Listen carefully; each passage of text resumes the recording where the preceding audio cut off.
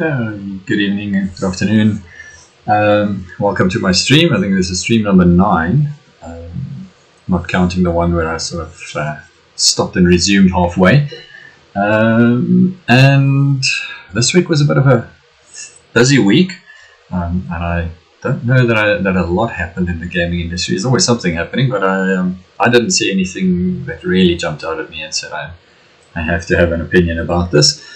So I'm going to jump into more or less where we ended off last week. So last week on the stream, I was crunching away to try and get finished for the JumpShipJam. And I'm happy to say that I actually submitted an entry into the JumpShipJam, and the game has some issues, and I'll take you through it. I'll play it a little bit on now, and we can just see more or less how it ended up and what it looks like. I'm quite happy with the end result, given that it's my first attempt at working in Unreal, and I do feel like I got quite a lot of progress, so made quite a good amount of impact or progress with the limited time that I had to work on it. I did crunch quite heavy on the weekend on it, and got quite a bit done. There's a number of things that I didn't get to, and I'll kind of talk about what I got to and what I didn't get to. I am going to play back the desktop audio, which I normally have switched off, so that you've got the music coming through from the game, and that's going to mess with my brain a little bit. But yeah, here it goes. Let's play it and see what it actually looks like.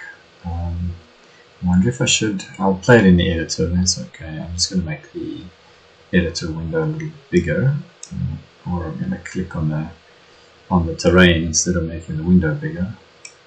I do think I'm going to have to get a little bit of a machine upgrade at some point, because running OBS and Unreal Editor seems to be a little too much for my laptop at this point in time. Oh, okay, that hurts my brain. I'm going to do that. Okay. That's interesting. It's now, I think, playing the audio through stream. So hopefully it's playing the desktop audio through stream. So the premise of the game, as I said, you're a necromancer, and your only form of offense or defense is the minions that you can summon. Game is completely unbalanced. There is there's a whole bunch of balancing and other things that could be done. There it is, because I clicked off of the screen. Let's just get this thing. Something isn't working here. Let's see. Come on. Okay, there we go. Alright. There's our first summon. Okay, so the playback speed is a little bit horrific. There we go. So I get these guys in here, and they can outfight, because otherwise one little skilly is not going to be enough. Okay, so I think that's everything. That's the many you can do. So the hits and misses. So the first issue that I had, or I still have, which I haven't fixed any of the issues yet, considering doing some of that this afternoon, is the floating combat text. It's not quite coming up in the right place, and it's a little bit of an issue.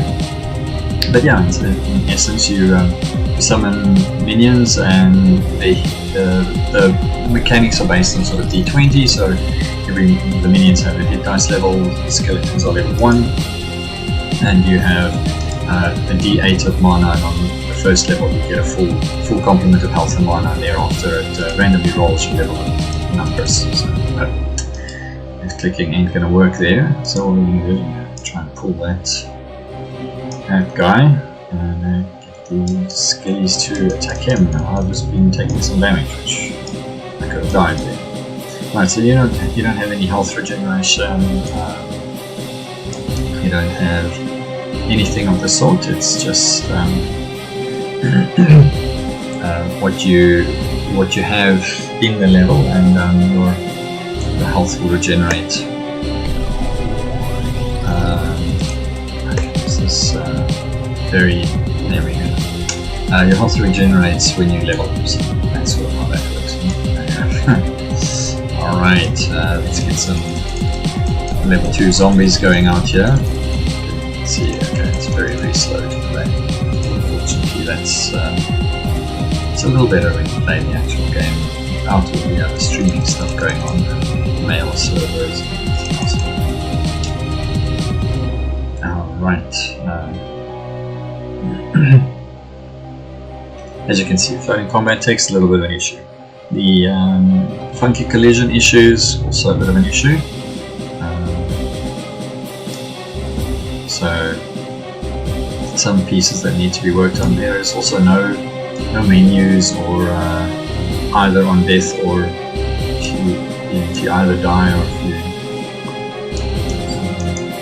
finish the game, then unfortunately you have to exit the game. If you've got a compile build, that means an Alt F4, so not exactly perfect, but by and large a lot of this actually works. So let's go next pack. One, there we go. Alright.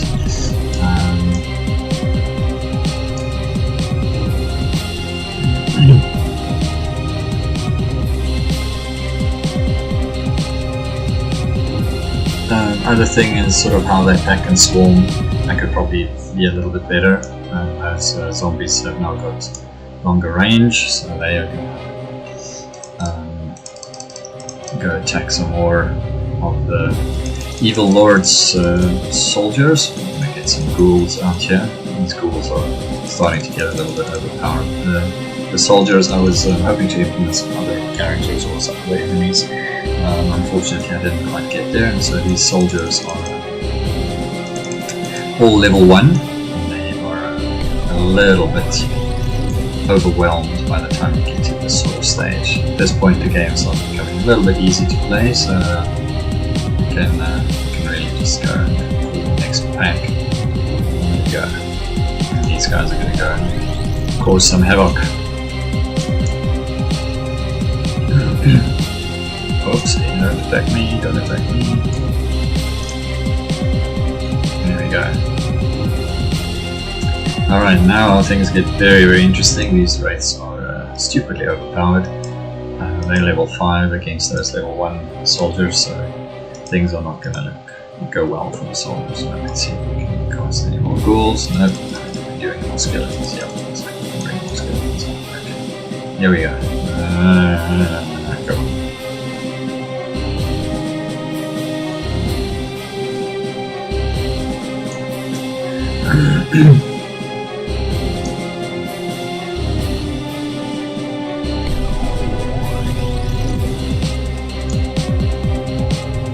The zombies are also quite slow. That was zombies after all, so they're purposefully quite slow. Maybe they're a little bit too slow. I think that they're a bit slow.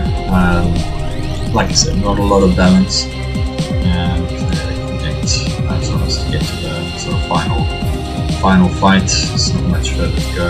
So there's a little bug here, a placement bug. I placed one of the soldiers inside the bridge, so it was a bit daft on my part, and clearly that can cause some issues, and has caused issues, so I'm trying not to get myself killed here. Yeah, like I said, at this point things start getting a little bit easy, because these guys just run around and kill everything. I'm trying to take that guy out. Here we go, come on. Let's go. Oh, there is a next batch of soldiers that are going to get themselves attacked. No, don't fight me, don't fight me.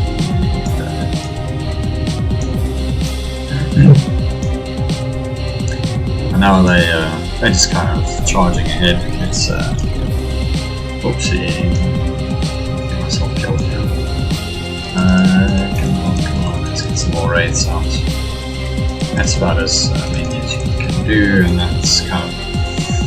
that'll pretty much finish the game now. There's only, I think, it's only the boss left. So there we go, and that's the game.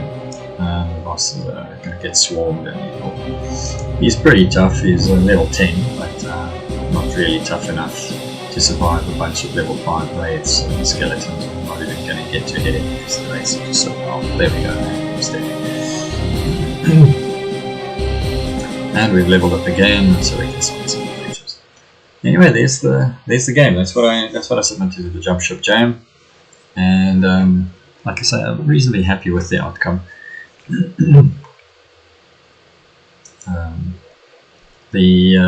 So yeah, I think the things that I would like to look at is obviously on player death, actually handling the player death, and on victory, handling victory, so that you can replay the game without having to quit the whole program and restart the whole program.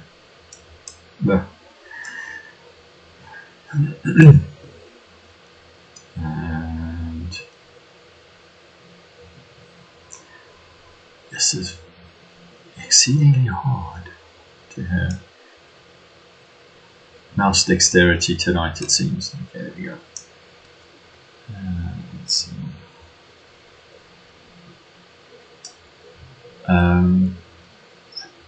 I can't remember if I had the water in the last time. So here's the Unreal water system. This is preview water system. I did actually talk about it the last time, because one of the issues that I had is that I'd already cut out where the river was going to go, and that kind of messed with the placement of the river after the fact. So certainly something to consider and think about when you're using these this water tool, is to not pre-cut your terrain and your depth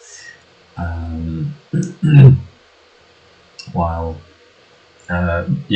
before doing the water, so that when you put your water down, that already cut terrain, or already kind of the things that you've already done to the terrain doesn't get impacted by the river that you're then placing. It's very interesting. You can do quite a lot. You can change the speed of the water, you can change the depth, you can set the width, so you should be able to notice that it's narrower and wider at various parts as it goes along, and it speeds up as it gets closer to the sort of waterfall-ish area. I think that is clearly better bespoke waterfall systems than this, but it's not bad for what it is. Also, when you place your water, think about the direction that your water system is going to go, because I had to make the speed of all the water negative so that it would run in the correct direction, because I started drawing my river from the mouth or the bottom end instead of from the top end. So just keep sort of little things like that in mind. While we're here, we can fix a small boat, right? Let's fix a small boat. Then we see both these guys are actually in the ground. So let's grab him. There we go. We've got him. Just lift him out and hit the end key. Now he'll be on the bridge. That seems much better plan. All right, let's go. Come on. Okay, there we go. That's always a good way to start. Fix a bug. So, and after a bit of thinking about this game, I'm thinking I'm going to actually try and take it a little further, polish it up, make some improvements to the terrain, the placement of the village, obviously the enemy placement, and add a little bit of the sort of story work and kind of setup that you'd expect to have in a proper fully fledged game. What else am I looking at tonight? So maybe what I could also just talk about, just in terms of getting to this point, and again just running through the process that I follow. Just open this up here, and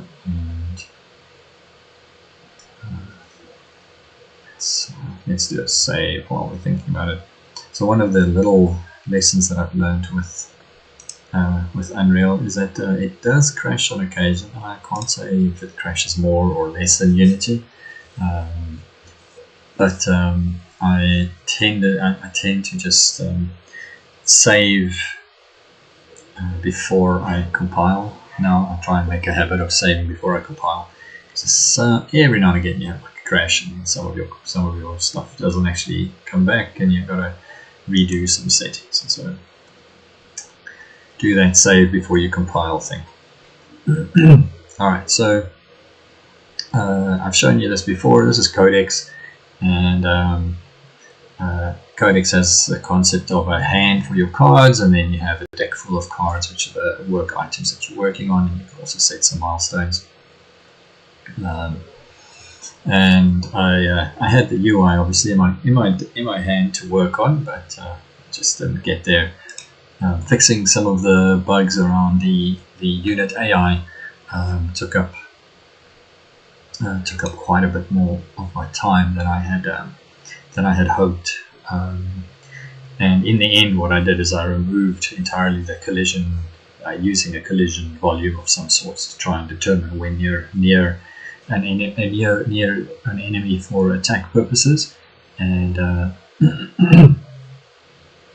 and just used distance calculations and attack the closest thing, basically. So, but I think what I'll do is I'll just walk through some of the blueprints and some of my logic, and if anybody at some point watches this and has better ideas on how to do some of these things, by all means feel free to tell me what terrible things I did and how badly I implemented some of these ideas.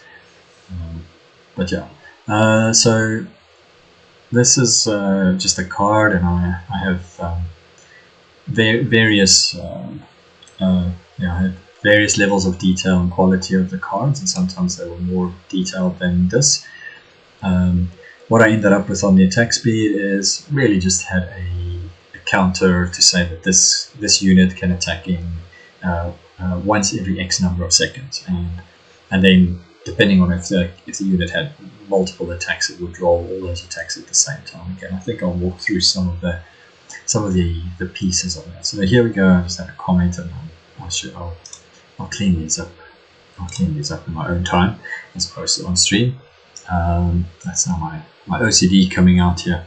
Alright, so very quickly, this is a hero card, and this is because it actually had an environment card. This card was part of it, the village level with the castle. So if you recall, I did not get to the castle and the village, and the reason why I didn't actually mark this as complete is because I did want to do a bit more, add some more spice and environmental pieces, some more carts and crates and things to the village, just give it a bit more life.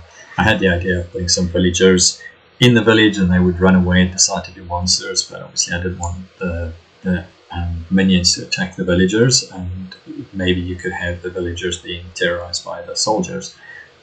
Then although soldiers are terrorizing them, they're not going to run away from them, but they will be running away from you.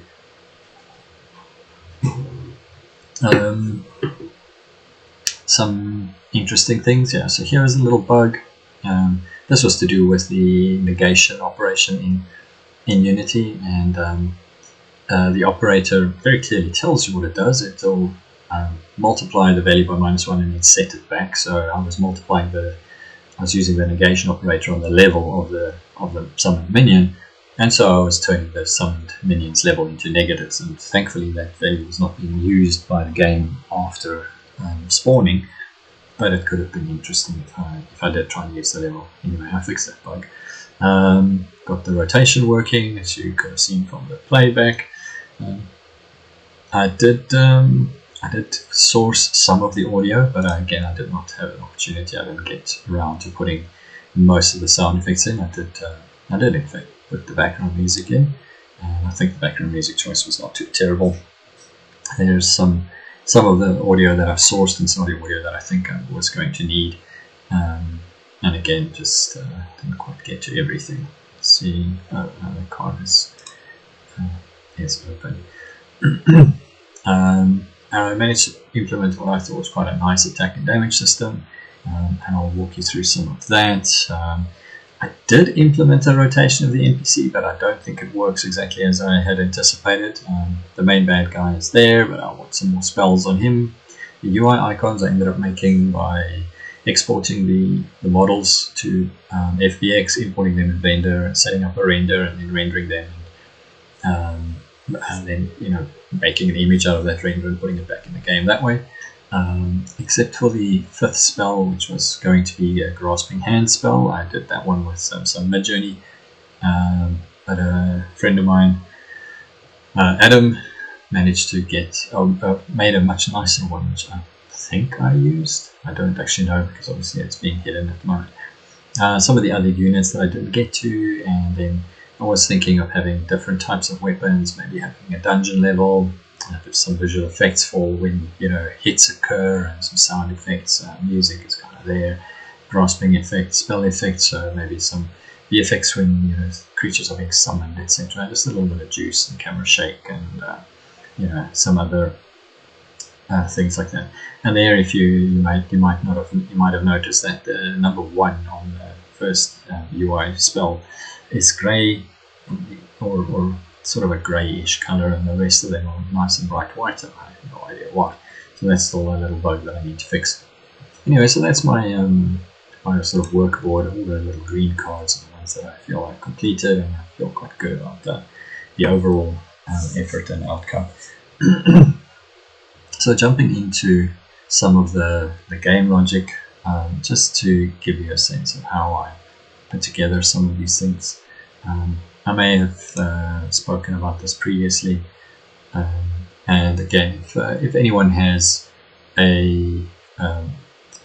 some ideas or some thoughts, or maybe some help on changing the base class of a blueprint after the fact, that would be interesting. But what I then did is I created a character base, and then your player character and a non-player character base derived from that character base, and then your minions and your enemies derived from that. I was thinking about this. I could create a villager, or a non-combatant villager, I suppose is fine, type underneath that, or as a different non-player character, so that these guys wouldn't go hunting for all villagers, right?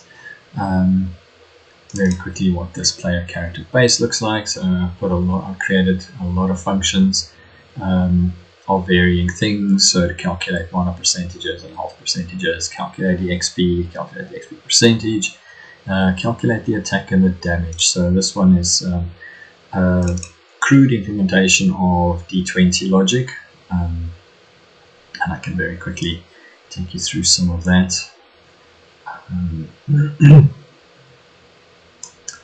Okay, let's make this a little smaller, just so we've got a bit more screen real estate to work with, and we can make this smaller as well. There we go.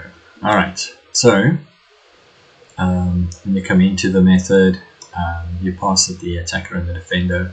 So let's just quickly take a look and confirm my suspicions. No, this method is not pure. I think it was pure. Yes, this was a pure method. I did have it set up as a pure method, which is why it has an attacker and a defender. I didn't want to change.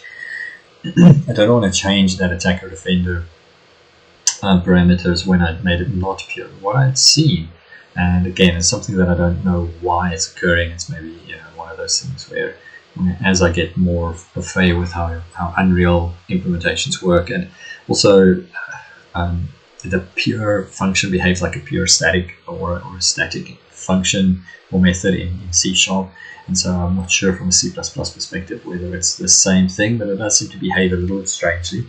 I'm not going to go digging through the logs to show you exactly what that was looking like, but the method was being called multiple times for an attacker and a defender, and that was what was causing the weird bug where I was sometimes getting a hit but a 0 damage, and that was because it was set as pure. When I changed it to be not pure and it was tied to a specific actor, all those bugs disappeared. And so, like I say, I'm not quite sure what the cause of that was. It kind of makes sense to me that you should be able to call a static method, and inside of the execution it will just execute it once, but it seemed to be executing it multiple times for the same pair of actors, obviously resulting in multiple rolls, and then sometimes they were low rolls that were still generating hits, but then it wasn't damage.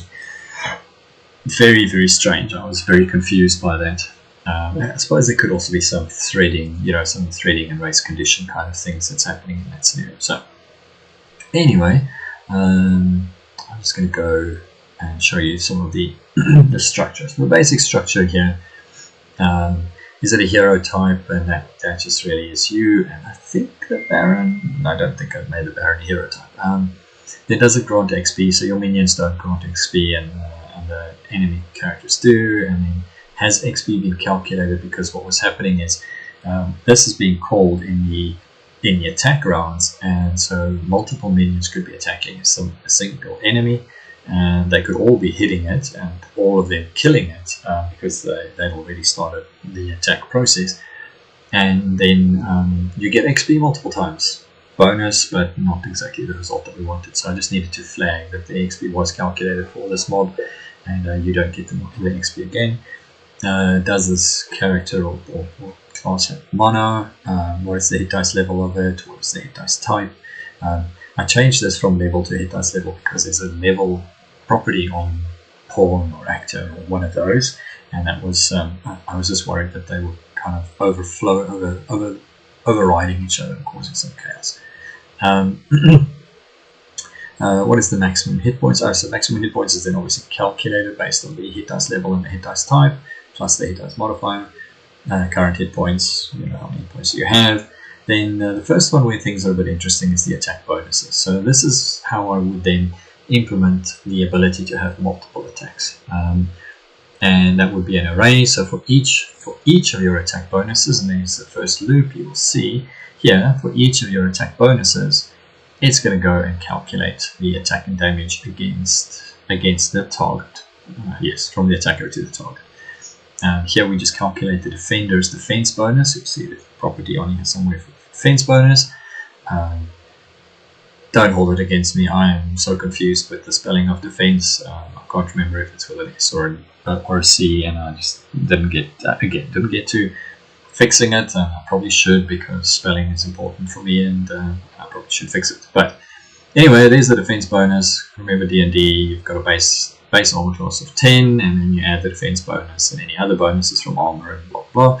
I simplified it. I kind of pre-calculated what I would expect the armor and level bonuses of the defense for this character would be, and so I just set that number, and that then is a total defense local variable, which is then used in the attack check. Nope, not in the middle button, with the right button. Alright, then I do a for each loop for each one of your attacks, right? And then I go and say on loop completion, check if there is damage. If there is damage, then you were hit, and if there isn't damage, then it was a miss, right? Here we roll a d20, we just roll 1, and we add the attack modifier. So that is the modifier that comes from the attack bonus array, which is just an integer.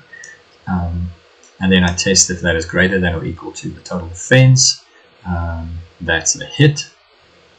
If it is a hit, then we're going to go and take the damage info, which is this structure here, and that's where I say that I started getting a little bit more creative about you can have different types of damage. I was hoping to implement a damage type and damage reduction type of system as well, which is why I have a flag for whether it's a magical weapon. So I did want the wraiths to only be damaged by magical weapons, so the level 1 soldiers would not be able to attack them.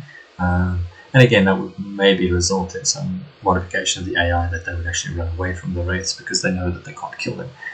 And then the damage types, I had bludgeoning, bludgeon, slashing, and magical, and that was so that you could have a damage structure for spells, the number of dice, the dice type, and the modifier to that damage roll. And then you just roll the damage dice and add that to the total damage. So for every attack, roll the dice. If it's a hit, calculate the damage, add it to the total damage. So again, I did not try. I wasn't trying to implement.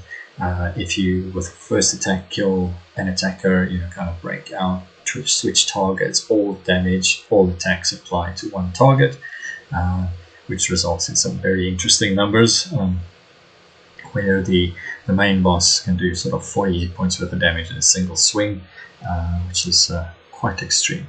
And then on loop completion, if the damage is greater than 0, then it was a hit. Set the damage, set the hit flag, and Bob's your uncle.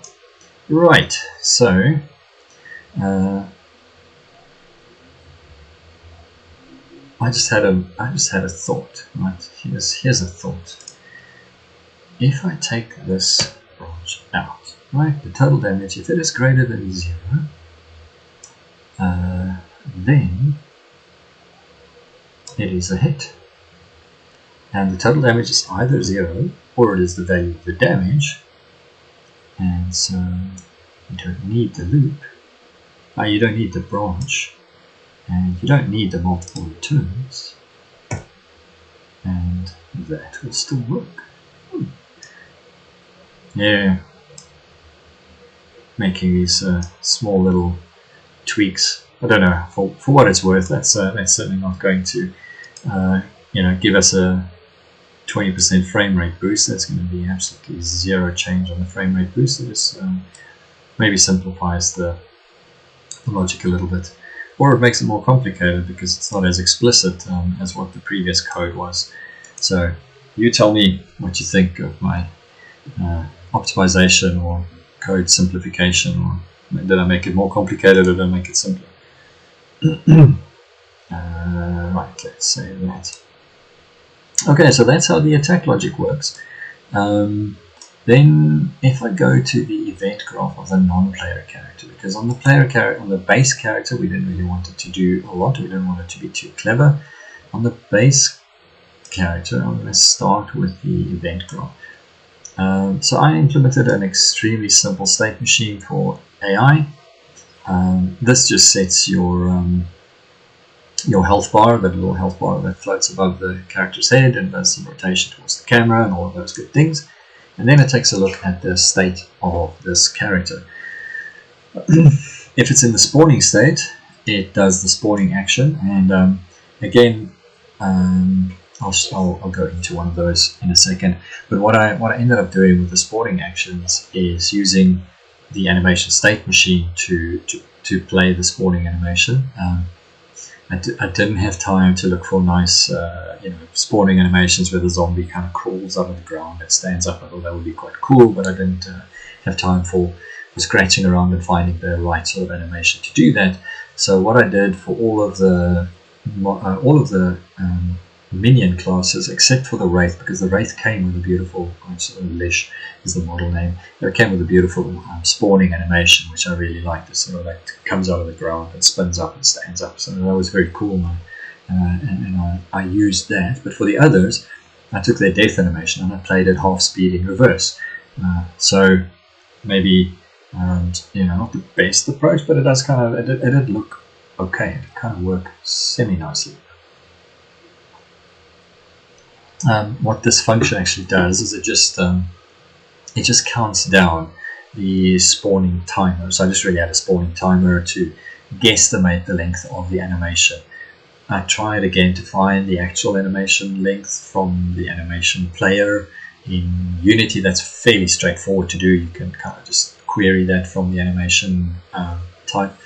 I couldn't quite figure out how to get the right context for the animation player, so I decided not to spend too much time on that. I kind of made a thumbs up number, said that the spawning it's a variable, so settable, but it's 3 seconds, 2 seconds, whatever that is, and so that's how long it takes the creature to spawn. One of the things that I would do as a balancing act, as a balancing function, would be to make the spell casts itself have a bit of a timer. I just realized that my desktop audio is still on, so I'm going to switch off because I'm sure you don't necessarily need to hear every time an email comes in, and I should remember to switch my emails off. There we go.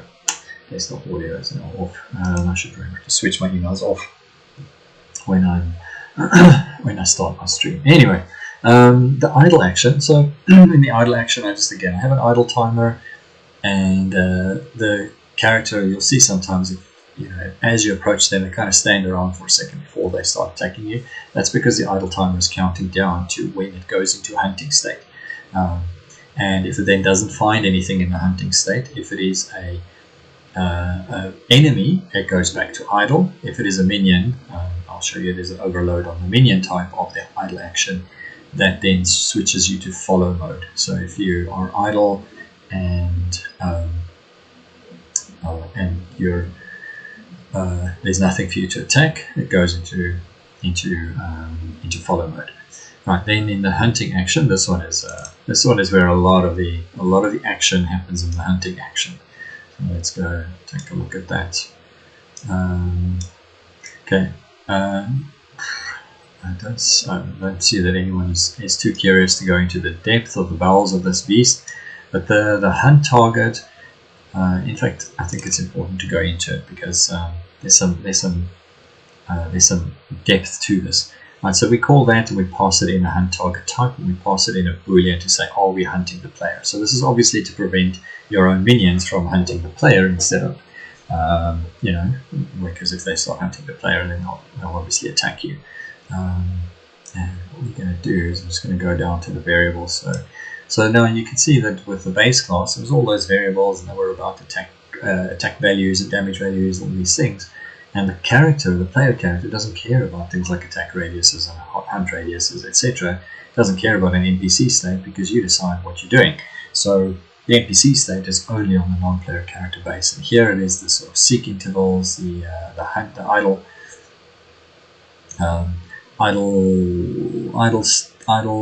timer. Okay, so one of the things that I suppose with the blueprints gets a little confusing is that seek interval is time between hunt cycles, and the idle timer is how long it has been idle. So it's a little bit it's just sort of giving things better variable names. They're a little bit arbitrary that they're all sort of in the same place. It would be nice if there was a way to organize variables, and I don't know, maybe you can add like a folder or something. Yeah, so you can't really add any kind of folder structure or anything of the sort. It seems that would be nice if there was a way to organize your variables a little bit so that you could have your transient variables.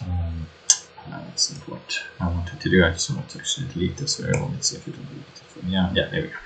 If you could have your transient variables and your sort of statically set variables grouped together in some way, or variables that belong together grouped together, maybe you need to use some form, a bit of a naming convention for yourself. Here is how the AI basically decides whether it's a minion attacking an enemy or an enemy attacking a minion. Is you just set a hunt target type. Obviously, that means that you can have new types of hunt target types, and they could also be used to do the hunting. And that's a boolean for hunting the player. And remember the spawn animation length I mentioned, and then the spawn animation time. This is when you do find a target to attack, then it stores it in the attack target so that it doesn't go looking for one the whole time. The attack speed is time between attacks really, so it's sort of the inverse of attack speed, I guess. And then tracking the time since the last attack. And then these are just animation montages and how long it should play the death animation. And it plays the death animation and then how long before it actually despawns the character. So this dying counter, when it reaches 0, the enemy is despawned when it's dead. So right then, there's actually another function. So we're going a little bit deeper, and it says now we're looking for either a player or we're looking for either the player or we're looking for an actor. So that then goes and says get the player character, cast it to the actual player type, which this is a character base sort of type, the unit, the Unreal base type. Let's see. And now we're going to just take a look and see, is the player still alive? If the player is still alive, then we're going to keep on looking for it. And if we are hunting the player, now we're going to go get the distance to the player, and we set the distance to the player. There are some local variables. Should we just expand so you can see them? Alright, so the distance to the player, distance to the actor, and the player character itself, because you kind of have to, you want to set it. I don't seem to be setting it. Well, that's very clever. I should be setting it really. I really should be setting it there. Alright, then we then call this method find nearest actor of type, and you pass it in the type that you are hunting. Right. So if you're hunting a minion and you're an enemy, then this will go and look for the nearest minion type. This is also a custom function in the blueprint, and you can see that what that one is doing is it's saying for each actor in the get all actors of a particular class. So you're looking for all the actors of a particular class, which is that passed in type of minion or enemy. Firstly, does a for each loop over that and casts it to a character base. And if the cast is valid, firstly, and then secondly, if it is alive, we're going to add it to a valid target, a set of valid targets. Then we go through the set of valid targets, and if we do find valid targets, so the array length is greater than 0, then it's going to go and say get your own location, find the nearest one of the valid targets list, and return those, and there's a valid return type. Right, so that's how that function works.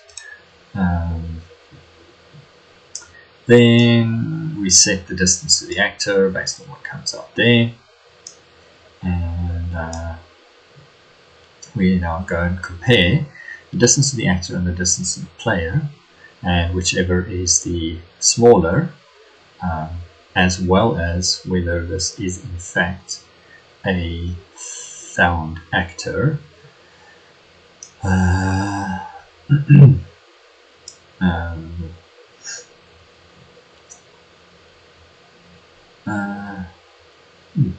There is in fact a bug here. There's a bug here. So spot the bug. If there are no minions, then it'll always find the player. Or did I fix that? I don't know if I fixed that. I think I may have fixed it. Let's see if I also fixed it. Here it sets the distance to the player to a very big number if it's not supposed to hunt the player. And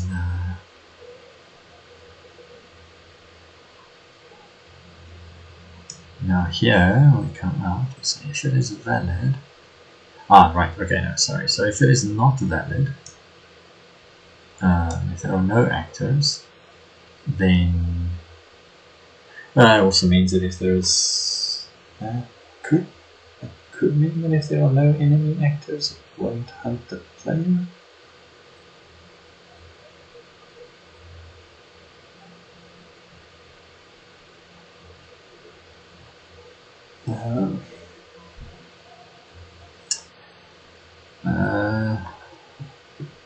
I'm now curious, so I'm going to go take a look at this because I'm curious, and why not? Right? Let's just play this.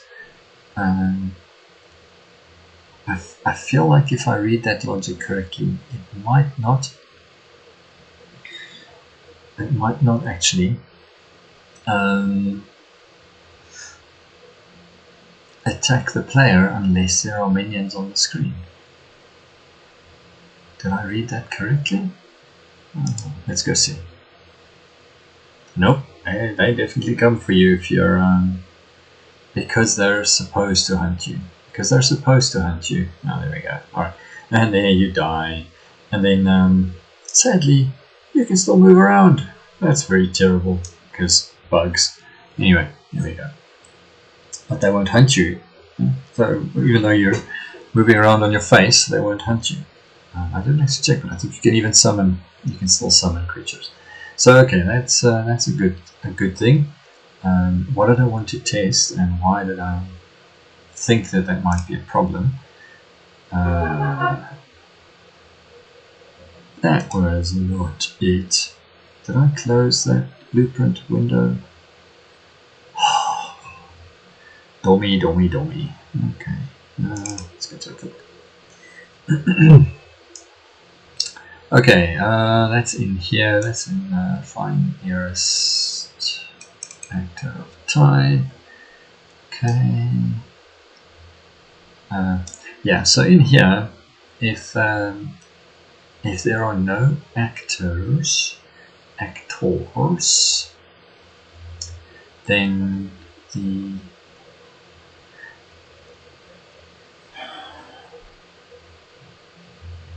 the distance of the player would be further than their hunt radius, right? So they have a hunt radius somewhere in the variables. Let's just go up there a little bit. There's a hunt radius. Apologies, I'm figuring out my own logic again. There's a hunt radius in here. No, this is on the character base, not on the non-player. Okay, so we'll go to the non-player to go take a look. There is a hunt radius, and in that hunting method, it will then compare the distance of the player to the hunt radius, and if you're outside of the hunt radius, it won't attack you. And that is why you don't get attacked right off the bat. Maybe this needs a little bit more refinement to kind of say that, you know, there's no valid target or something. Alright, so then yes, there we go, there's our hunt radius check. So we now go and find the closest thing. Is it a player? Is it one of the actor types? And then we check, is this less than or equal to the hunt radius? And if it is less than or equal to the distance to that thing, less than or equal to, then we're going to return a character base, and we're going to come out of that. And that's getting our hunt target. So this is all still part of this method to do the hunting action. Right, there's our hunting action. So let's just go back to it. So now we've got our hunt target, or we don't have a hunt target. If we don't have a hunt target, so there it's false. We set the state back to idle, and we return nothing because we're not going to do anything.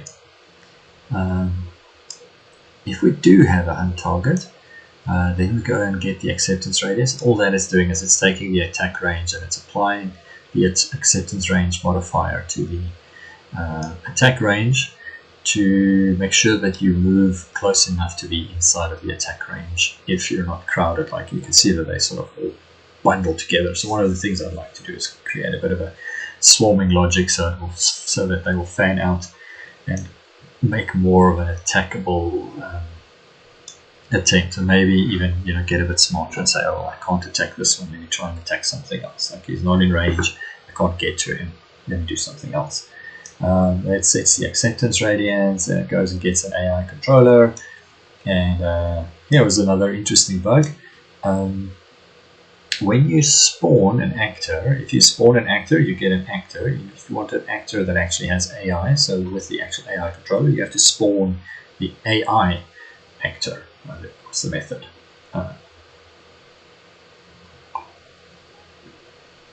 And then it does a check to see is it in range. If it is in range, then you move towards it. Sorry. If you're already in range to be able to attack your hunt target, then you just switch over and you become you set it to be in an attacking state, and it has a target, and you set the acceptance radius because that could be used later on, might be used later on, and that is the hunting action. Now maybe what we can quickly do, just because again it just showcases the usefulness of this this inheritance model. Say a thing, developers. If you know what that is in reference to, you're scarred. Minion base. Okay, so on the minion base, let's go see. That's a death action.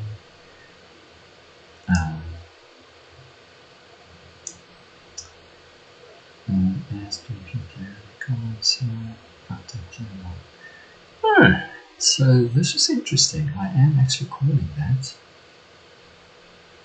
and it's not doing what I think it should be doing. Oh. Interesting. Here I actually want to give the player his mana back if his minion is killed.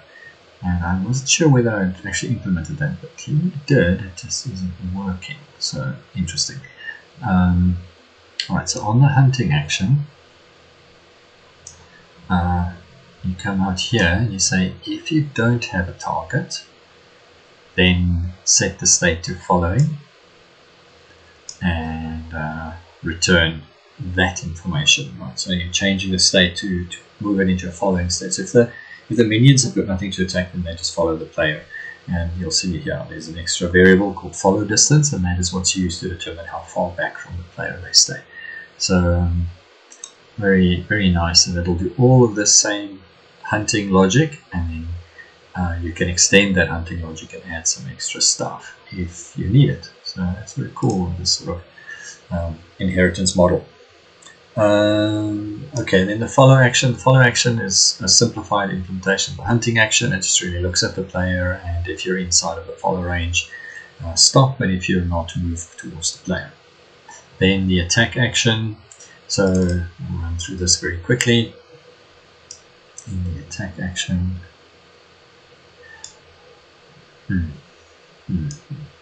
Now this is pushing. I know what the problem is. It's dead by the time it gets. Okay, right, I know what the problem is. Alright, I can fix that. I'll show you now what weird things happen in my brain. You see what happens when you're coding and you're thinking about things at the same time. So this goes and just does after many times of repeatedly coding the same sort of increment and check, and if it, blah blah blah, I just made a little pure method that calculates an elapsed time. All that does is it takes in the current elapsed time, adds the world delta seconds, adds them together, sets the output elapsed time, and returns if the elapsed time is more than the compared to time, the timer time that you're waiting for. And if that is true, then it sets that variable. I didn't want to reset the elapsed time flag because I thought the person calling this can decide what they want to do. So then when you get here and you say, okay, if it is true, then just reset the time since the last attack, right? But you maybe want to do something differently, or you want to do something different. So I didn't want to set it in the method. I thought I sort of gave myself a bit of an out there. But then we take the attack target and we say if it is a valid attack target, and if the attack target is still alive, and if it is in range, so now we go check, is it in range? And if it is in range, then we say, okay, well, rotate towards it. Like I said, I don't think it's quite working. If it is not in range, or if it's not alive, then go back into a hunting state and null out the attack target. And I'm not sure if that actually does what I think it does, but I suspect it does because I'm doing a set. I'm not setting it to anything, so it should be nulling it out. Okay, then I rotate towards the target, then you play the attack animation. This is very simple. I think I'll go into the animations to explain how those kind of hook together. Then you roll that attack and damage, so the method that I showed you much earlier. And as you can see, it's no longer a pure method. It now has, it actually is an inline or scoped method or whatever, and you pass in yourself and the attack target. So from the two. And then here we go, and I say, okay, well, negate the damage value, which that should be okay, and then play that attack text, or the effect text. That's what creates the text pop-ups. That's also sort of UI stuff. You want to go see how combat text is done.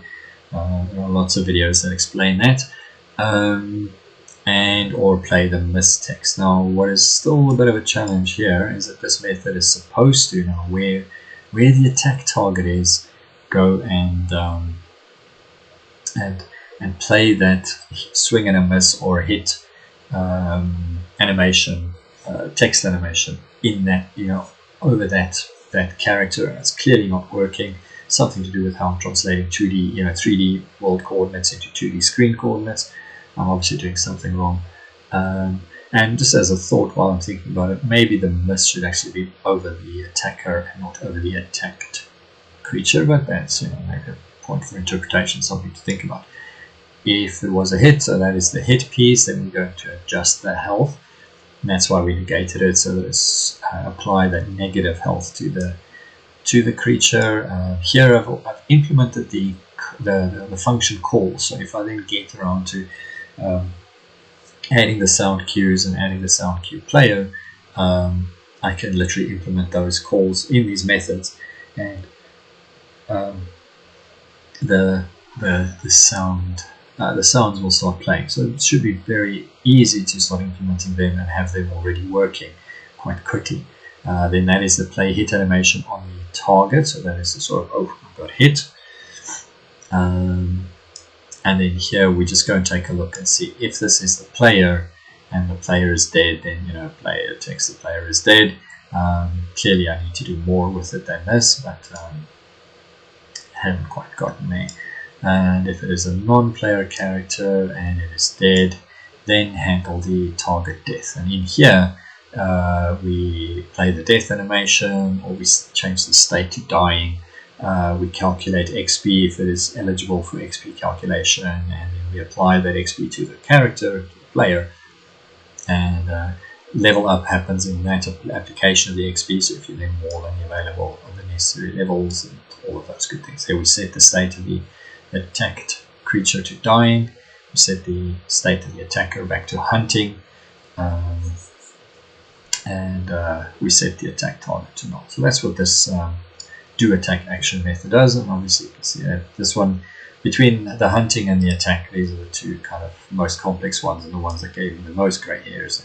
I really kind of got them working nicely when I figured out that pure function on the attack calculation. That made a big difference and got me quite a bit further, and I got rid of the collisions and all that. So around Sunday I had that working. That's our attack action. The dying action, I think it does a hell of a lot.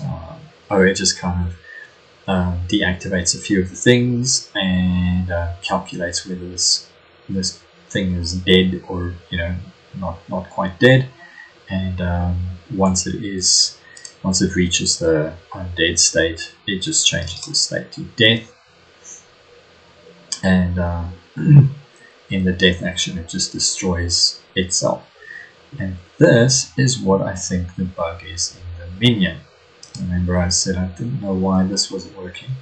This is in the death action. So I've overloaded the death action, and in the overload I want to update the player's mana, but the object has already been destroyed. So if we take this little piece here and we first do that, and we take this little piece here, this little bigger one to mark it, and let's not create a infinite loop.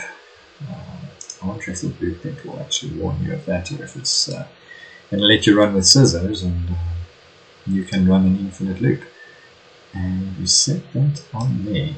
So now we go and give the player the mana back for the creature, and then we destroy the creature. And this is only on the minion, so that makes sense. Alright, let's see what happens if we play this.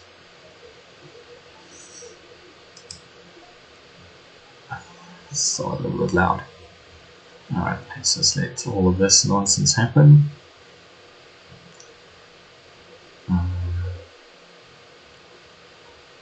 And are you ready to summon a creature? Okay, so we're going to summon one, and we should see them thump it quite quickly, because yeah, there we go. Did I get the mana back? Okay, that's not helping me, and I'm just about to die. I die. Oh, look at that, I can still summon creatures. That's hysterical. That's very funny. That is still not actually working, is it? Yeah, that is still not actually working. Let's just summon some more.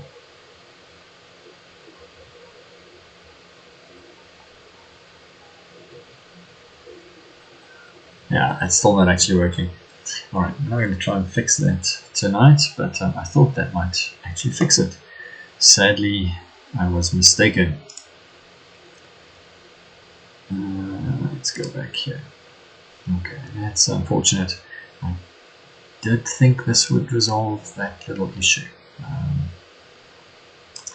I'll do some more debugging and checking of issues. I definitely think that this is part of the problem. So if it's not the whole problem, it's only part of the problem. Alright, what else is there to this thing? I guess the animations. Well, I suppose if we take a look at the animations, that's pretty much the whole game, all of the logic in the game, all laid out. So let's take a quick look at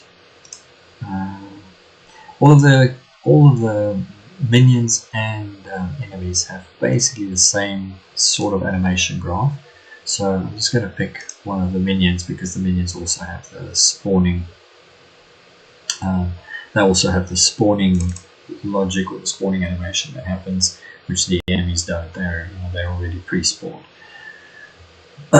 So this is the entry point for an animation graph. I just want to take a look here. Okay, so in the event graph, that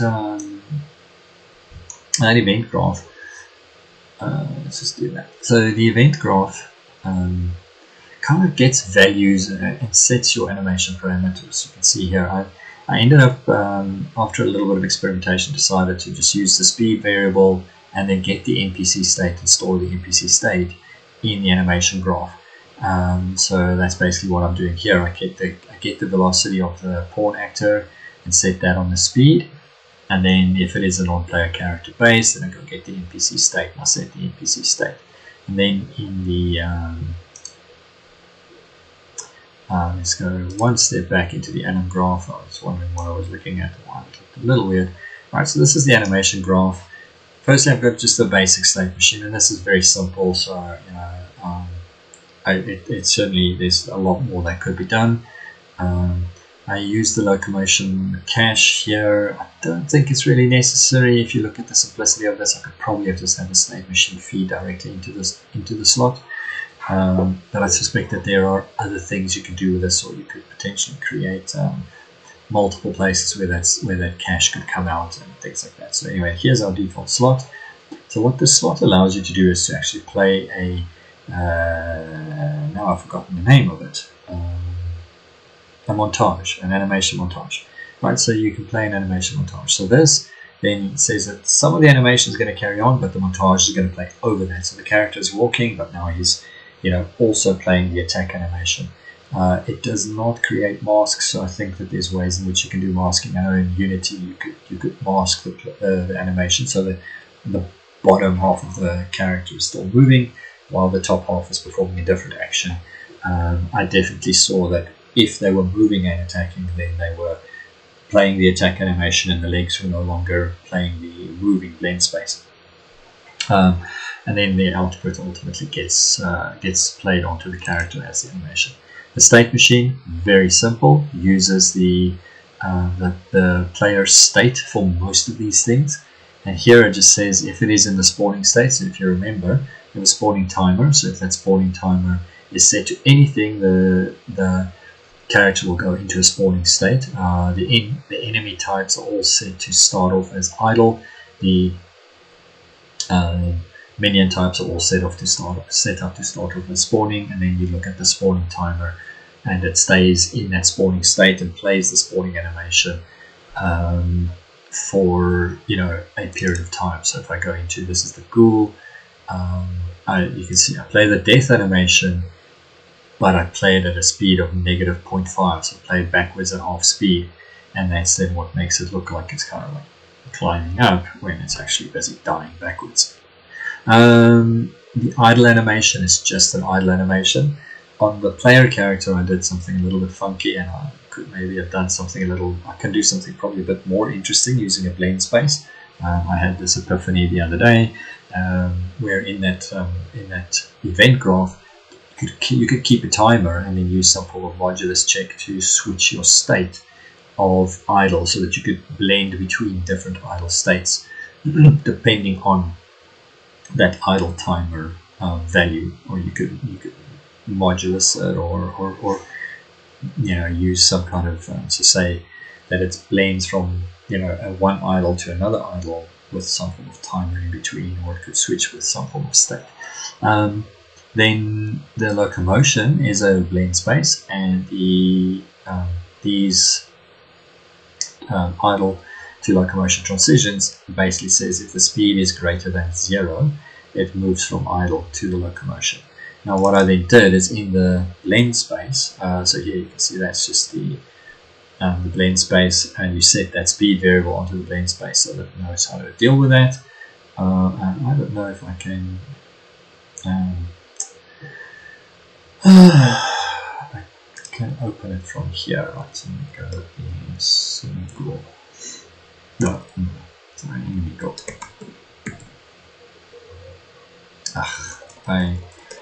I'm sorry. I'm clearly brain dead.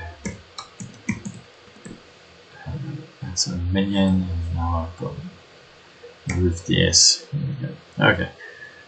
55 times later, that's the charm. Okay, let's go take a look at that blend space. So very, very simple blend space. You start off with the idle position, move towards walking, and then towards running.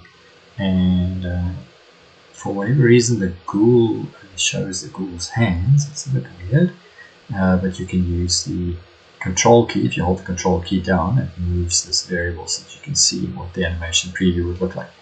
If you had a full character that you were looking at, which clearly I don't in the case of the ghoul, like I said, a little bit weird.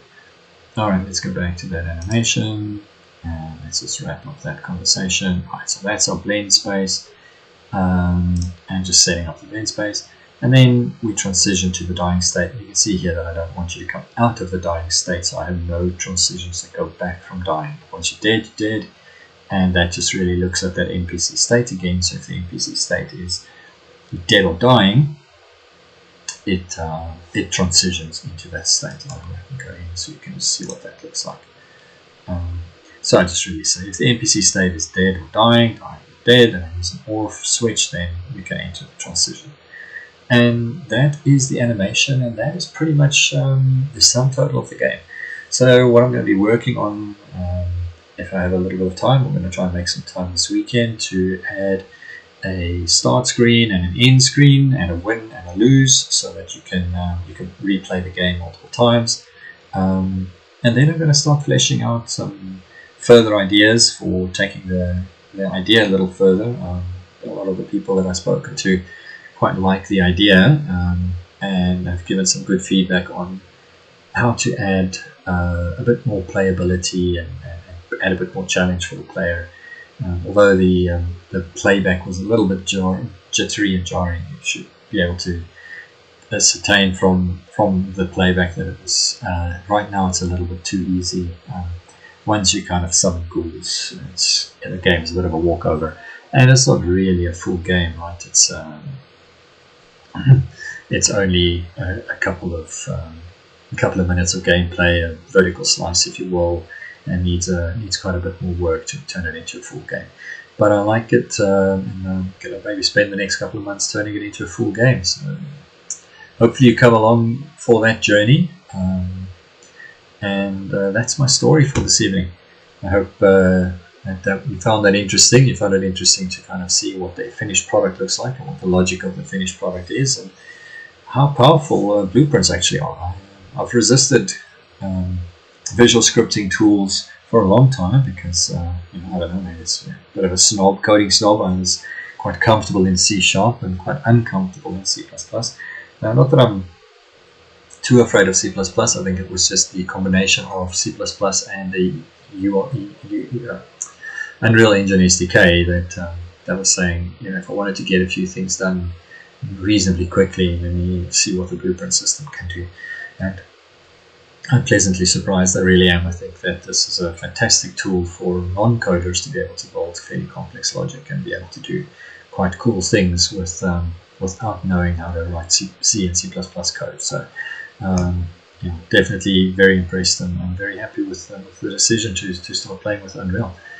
Have a good weekend. I'm gonna wrap up and get ready for the rugby this evening. Tonight's New Zealand against the All Blacks. The All Blacks in New Zealand against Argentina.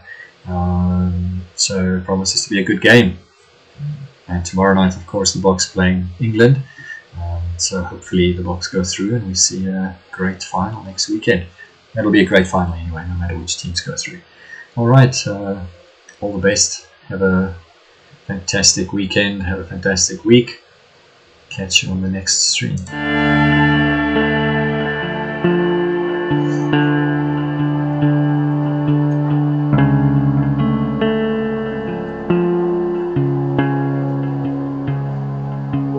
Hello.